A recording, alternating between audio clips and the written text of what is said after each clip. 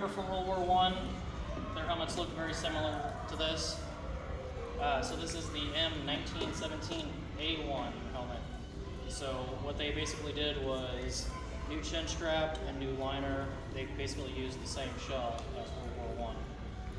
They used that up into 1941. General issue anyways, but people were still using them. This helmet right here, this is a Canadian helmet from 1942. This canteen right here, this is a British canteen. So it's actually made of like glass, a little bit of porcelain, so it's very fragile. It's fragile now, but it was actually able to hold up to some rigorous stuff they have to do. This little piece right here is from a photo album. This guy, he was there whenever they liberated the concentration camp Dachau. So there's some pictures of the actual crematorium, the perimeter line, and everything like that. This canteen right here, this would have been issued to the Marines. You can notice by the flaps here, it's a little bit different than what I actually have on right here.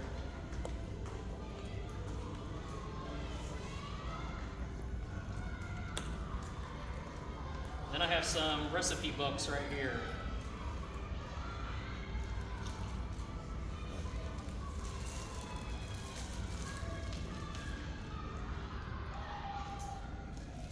So this one, has anybody ever heard of Betty Crocker? So this is a Betty Crocker cookbook from that time period. So all of these cookbooks, they kind of teach you how to cook using rations, because food had to be rationed back then. They had ration stamps, so whenever they would buy food, flour, sugar, coffee, anything like that, even fuel for their cars, they had these ration books. So these books right here kind of taught them how to make recipes with limited types of food. This little roll of money here is called a short snorter. Don't ask me why. But you would get, say, an airman, somebody in the Army Air Corps. They travel all over the place. This one starts with a dollar bill from 1935. And they would pick up money from all the places that they would travel. So they'd have people sign them, like, maybe foreigners that were in the country, or I guess they wouldn't be foreigners in the country. Whatever country they went to, they would have people sign those. They would have other service members sign those. So it just kind of showed their travels, where they'd been.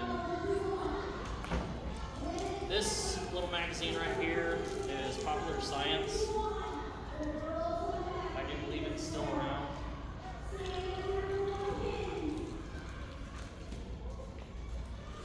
This one I'll bring up a little bit closer. Those in the back, you can look at it whenever you guys walk by. But this is a picture of Adolf Hitler in Germany.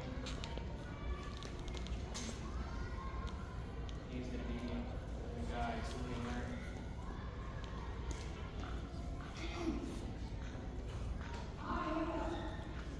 I actually found this location on Google Maps from the same angle. Just like how crazy technology we have nowadays.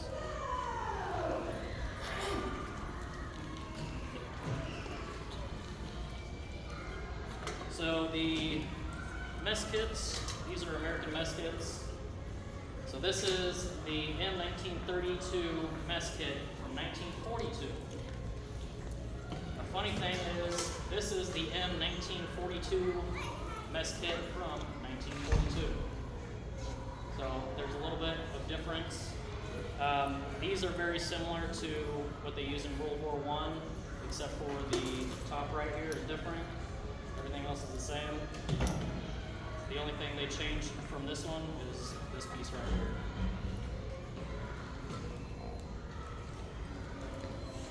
This little piece was given to me by the daughter of a 5th Ranger that landed on Omaha Beach on D-Day. So this is a little war bringback to the rock track. This is, oh man, I can't remember what it's called. But it's actually a metal, so there would have been a ribbon attached to it.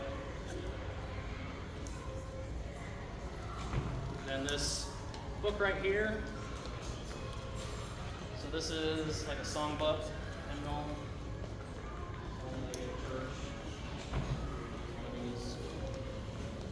This one is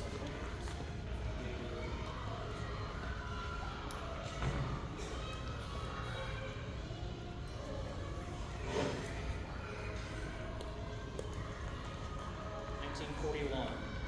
So right at the beginning of the war for us. This is a grenade launcher. What? So this would attach to the M1 Garand rifle. There was a special round that they would chamber. It would not be able to shoot semi-auto, so that means you pull the trigger again, pull the trigger again.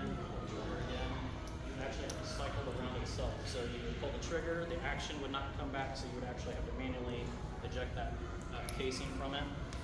But this would attach to the end of it. And then this would sit down on it. And these little notches right here tells you how far it's estimated to go. So whenever you fire that, it actually launches this entire thing. This piece right here holds what this right here, this is called a spoon, for questions afterwards. So this spoon right here walks in right here, you pull the pin, put it on there, launch it. Whenever it impacts, the grenade actually comes out, the spoon comes off, and then it hits the primer and it detonates.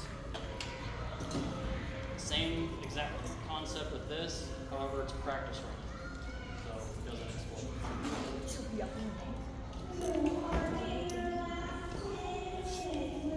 Then this is an early flashlight that the Americans would use.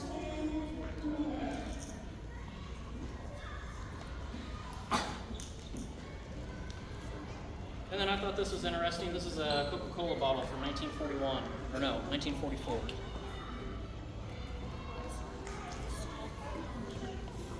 They don't look like that anymore, do they?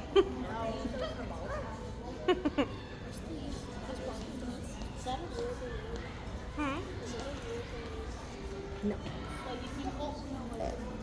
It's These shoes deactivated. right here, these are ones of their dress uniforms. So this would then go with right here. And this uniform right here.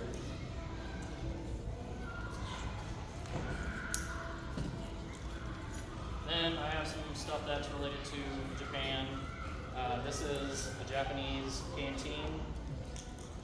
This is a silk flag. I'll bring both of these items around. This is a little souvenir for the Americans. So it's kind of to remember Pearl Harbor.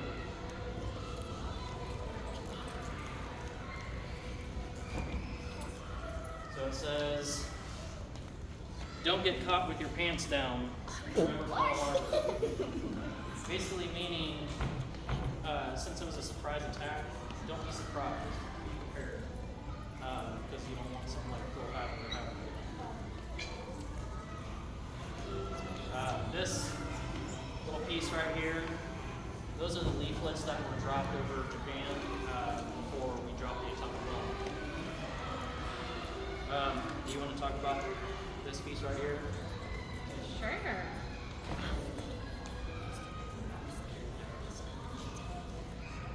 So, my grandfather was part of the Manhattan Project. Do you guys know what that is? So that's where they were making and testing all of that for the atomic bombs. It's the program. That was the name of the program for the atomic bomb making. And so my grandpa was a truck driver, and he kind of by chance ended up in New Mexico where they were doing the Manhattan Project.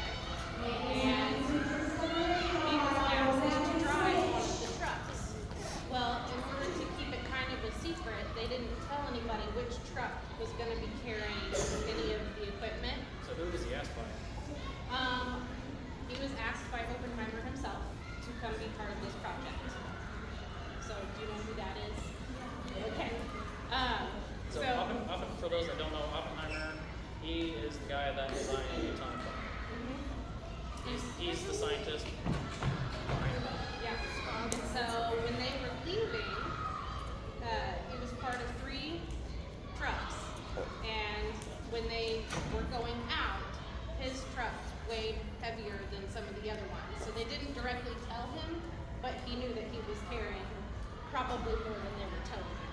So I'll show you a picture of him. He's leaning up against the tank, so he's right here on the end. And his name was Robert Schildhauer. He's mine.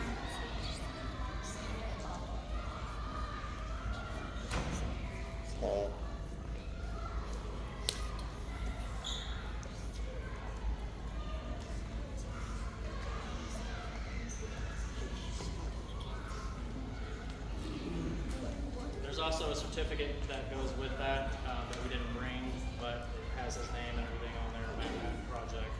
Just telling, basically to prove to people that he was involved with the Manhattan Project. So actually, on that note, this uniform right here, this is the Manhattan Project patch.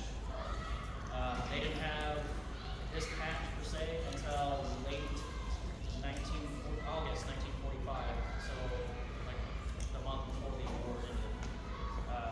So this is the uniform.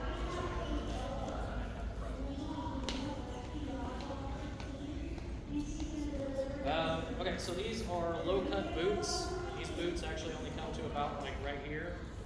These leggings, these green things, those are called leggings. So they would be put on there to keep brush, mud, everything like that out of it.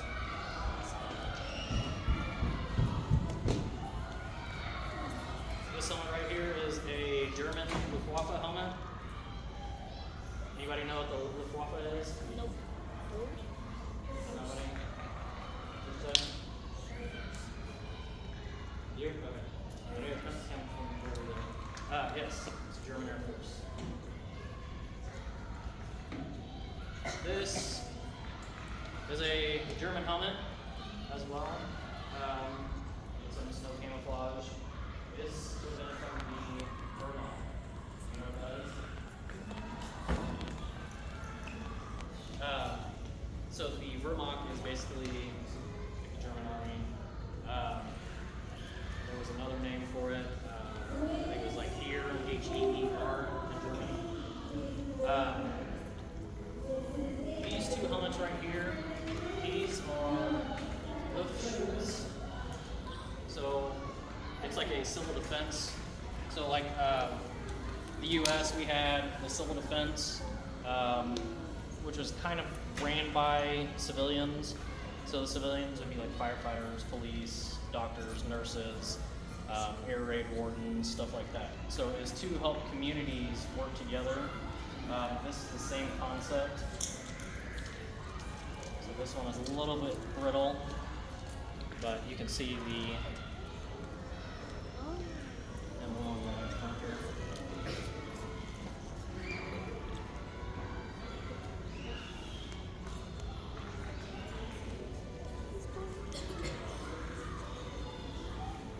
So this one is known as the Gladiator helmet.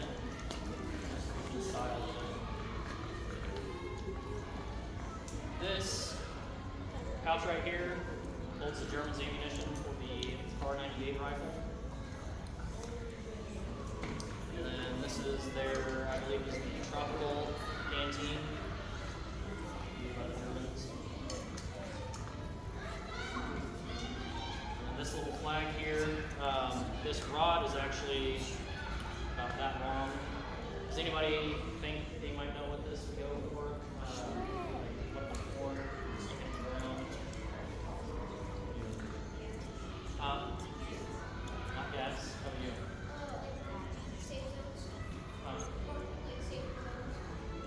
So this is a skull with crossbones. So death.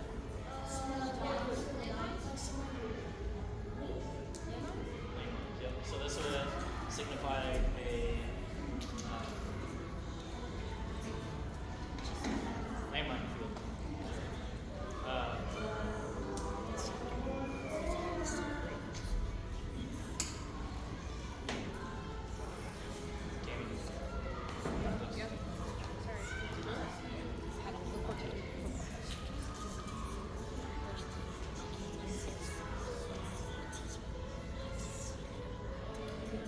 this is a German banner. It would have been held up like this, but I'm going to show you.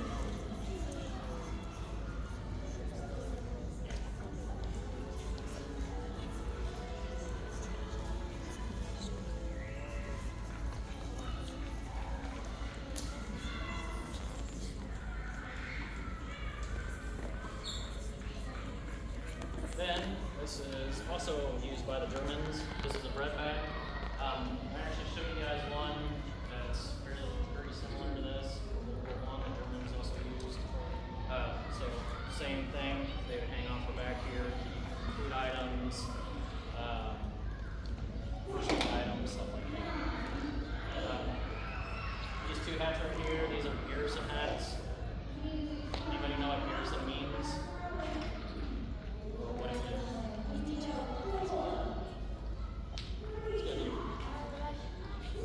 No. So these are American hats. Garrison means so like in the barracks. Whenever we say garrison, we mean like barracks. So it'd be like on base. So they would wear these a lot in the United States. Once we went overseas, they would wear it too. These are also known as overseas caps. Doesn't make any sense. Call it garrison means home. You call it overseas caps, we're overseas. So I don't know if they really have a wrong way to what they want to call it. This hat right here is a Marine Corps hat. It's made from HBT, so herringbone. So it's kind of like a crisscross pattern, so like this, and then the next row is like that. It would have been worn with this uniform right here. This hat's also made out of the same material as this. This is a Navy gas mask.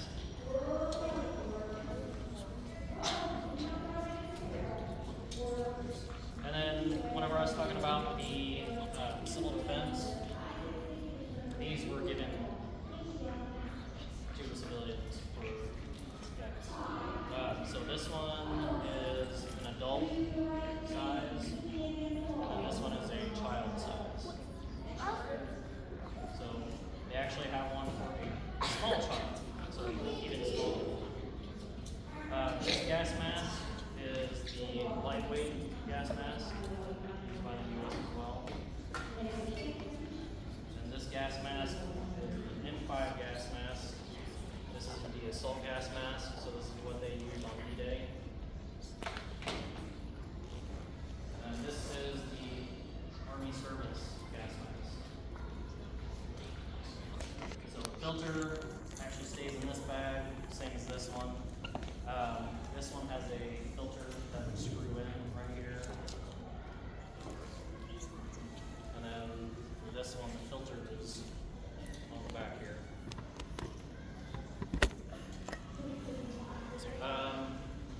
We'll start out with these uniforms. This is an overcoat, the American overcoat. They originally had brass buttons on these, but due to materials that had to be rationed, they switched them to plastic. I do have one that does have a brass button still on it. I didn't bring it.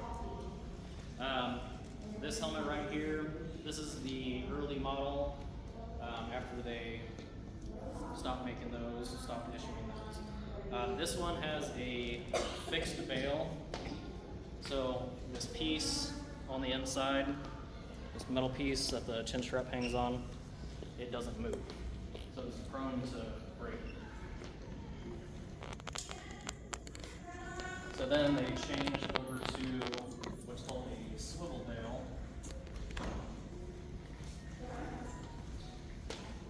So these actually move. So they're not so prone to break.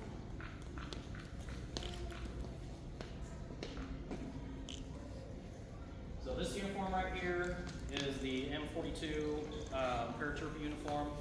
Same thing that I'm wearing. It is a reproduction, just like this one. These are very expensive whenever you do find them. Everything on it is original. The helmet's original. So the holster for the M1911 pistol. This one has pouches for the M1 carbine rifle. paratroopers would carry 4 of them. And then you have the musette bag on the back here.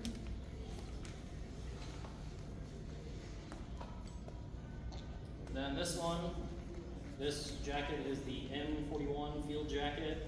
This is worn by the Army. This one has the cartridge belt for the M1 Garand rifle. And has the M1928 haversack.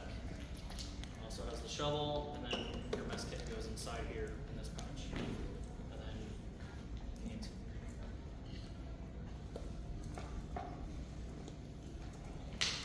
this uniform is an Ike jacket. So, Eisenhower, that's who it was named after. It's got this short cut right here, so instead of like this officer uniform down here, it's longer. The Ike jacket, you can always tell just because it's a lot shorter. So this is kind of like a dress uniform, that one, but they did have some that were longer, and kind of the same setup, just longer. Thought I brought one, but That's okay. this is the M1943 field jacket, and then the M1945 haversack, shovel.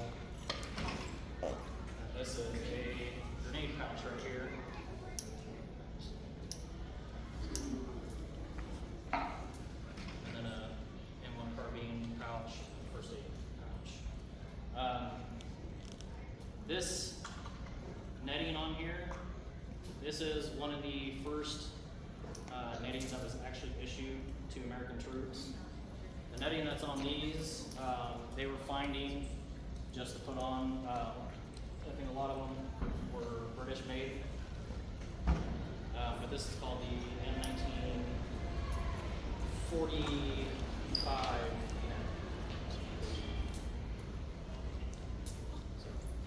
These are pretty rare.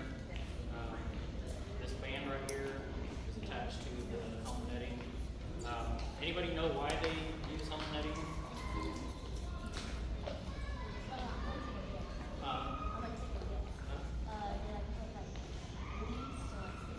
Yeah, to brush and stuff like that.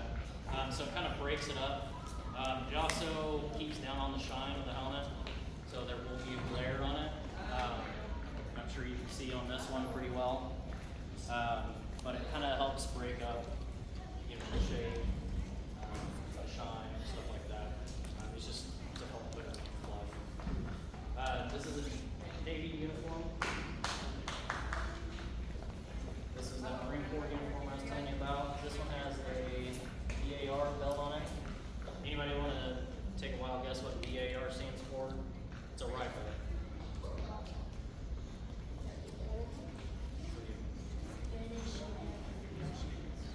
Good guess. So it's actually Browning automatic rifle. This little jumpsuit right here, some of you probably can't see, but once you're able to walk by, you can see it. This is actually my great aunt Alice's jumpsuit. So she built B-25 planes in Fairfax, Kansas City. Her badge right here, and then a little thing, B-25. What was she called, Shelby? What were those ladies called? That's a good question for them. Do you guys know who they were? So the women that built like planes and stuff like that, you know what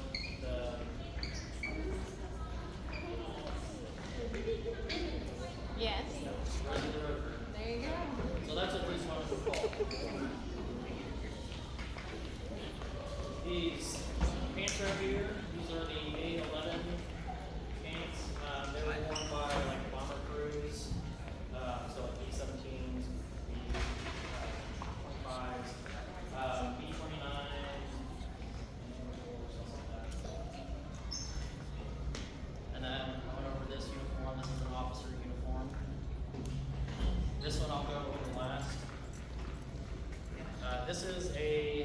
women's enlisted uniform.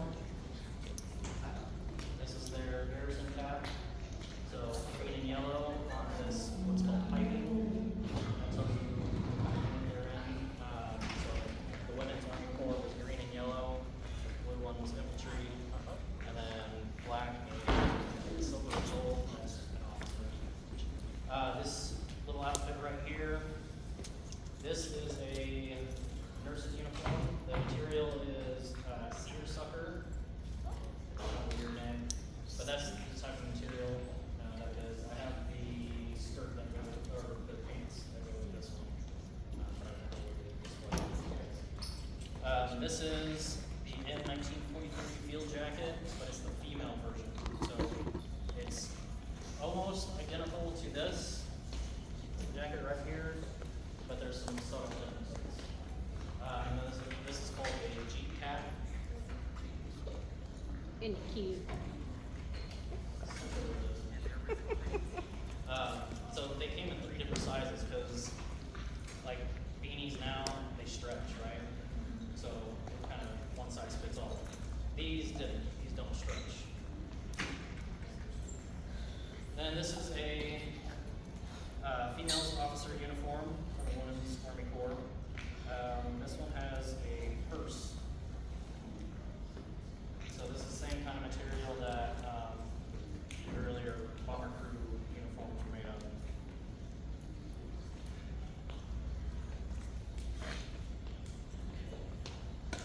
So before I get started on that one, Shelby, we're down to about 13 minutes. we have plenty of time.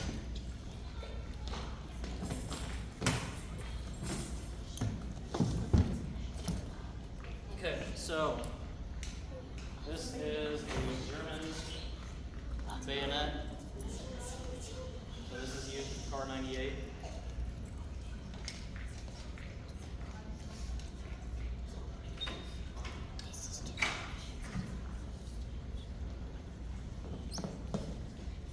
Then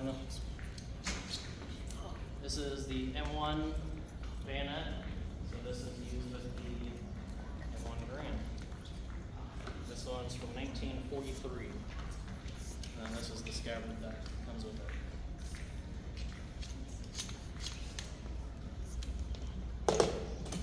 Then, so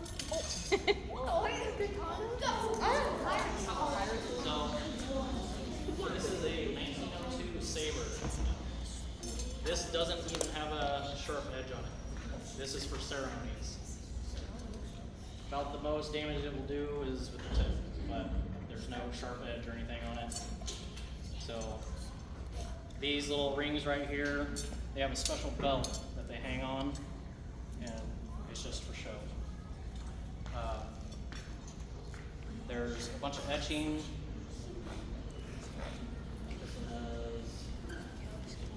So this one has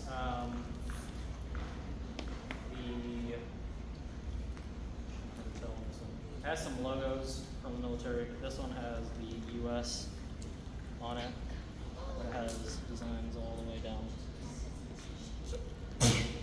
Bless you.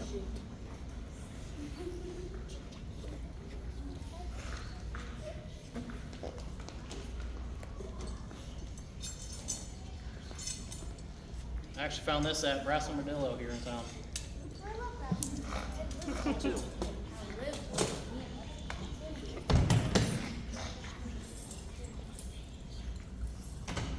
Alright, so the last little group of things that I have. Did teachers go over the Doolittle raid with you guys? No? Okay. Darn. Bless you again. Okay, so I acquired this from the family of this service member. This is, he goes by Davy Jones.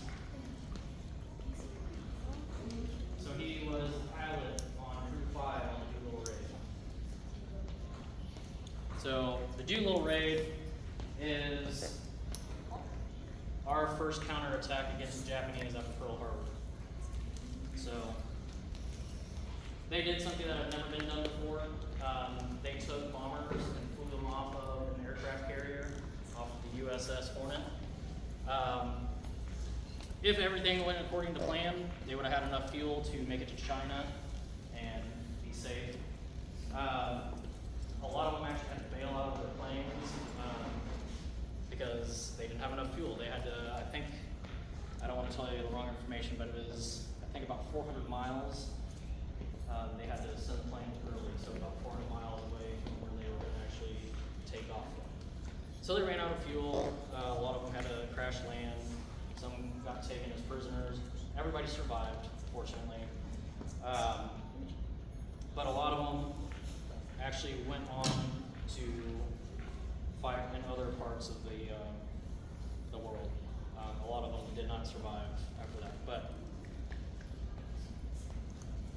here's a picture of the guy in the middle is who this stuff belongs to, but the other two, they're also raiders. So it's called Tokyo Raid, Doolittle Raid, and everybody involved in it is called a raider. All of these people are from Crew 5.